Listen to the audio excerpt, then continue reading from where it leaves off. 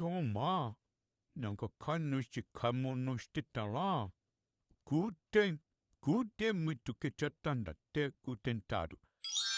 すごい見てこの、じゃじゃーん。あ、ちょっと画角に収まりきらない。どうしよう。